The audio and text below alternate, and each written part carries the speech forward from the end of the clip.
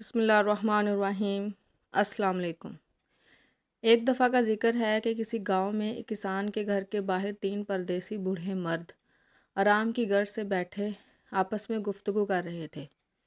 کسان کی بیوی نے 3 پردیسی افراد کو دیکھا تو اس کے دل میں آیا کہ یہ تینوں لمبے سفر سے آئے لگتے ہیں اور بھوکے ہوں گے، چنانچہ وہ انہیں کھانے کی دعوت دینے گئی۔ کسان کی بیوی نے تینوں کو کھانے کی دعوت دی تو ایک بوڑھا بولا، کیا آپ کے گھر میں آپ کا شوہر یا رشتہ دار اور کوئی مرد موجود ہے؟ کسان کی بیوی بولی، میرا شوہر کھیتوں میں ہل چلانے گیا ہے اور وہ شام کو واپس لوٹے گا۔ بوڑھے نے عورت کی بات سن کر جواب دیا، پھر ہم آپ کے گھر کھانے نہیں آ سکتے، کیونکہ ہم صرف اسی گھر میں کھانا کھانے جاتے ہیں جہاں کوئی مرد موجود ہو۔ بوڑھے کے جواب پر کسان کی بیوی واپس گھر لوٹ آئی اور اپنے روزمرہ کے کاموں میں مشغول ہو گئی۔ شام کو کسان کھیتوں سے واپس لوٹا تو اس نے تینوں بوڑھوں کو گھر کے قریب بیٹھا پایا تو اپنی بیوی سے پوچھا، یہ تینوں پردیسی مہمان لگتے ہیں، کیا تم نے ان کے کھانے کا پوچھا؟ بیوی بولی، میں نے ان سے پوچھنے گئی تھی، مگر یہ تینوں کسی ایسے گھر میں کھانا نہیں کھاتے جہاں کوئی مرد موجود نہ ہو۔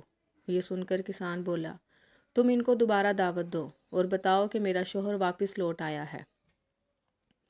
کسان کی بیوی دوبارہ تینوں کے پاس گئی اور بولی، گھر میں میرا شوہر لوٹ آیا ہے، اب آپ تشریف لے آئیں اور کھانے پر ہمارے مہمان بنیں، اس سے ہمیں بہت خوشی ہوگی۔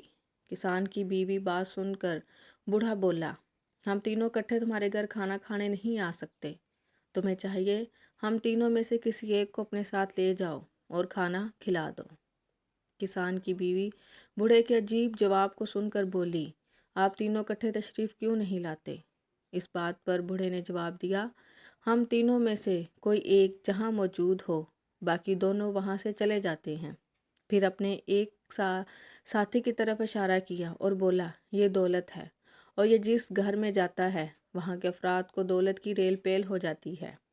پھر دوسرے ساتھی کی طرف اشارہ کر کے بولا، یہ فتح ہے اور یہ جس گھر میں جائے اس گھر کے افراد ہر میدان میں کامیاب ہو جاتے ہیں۔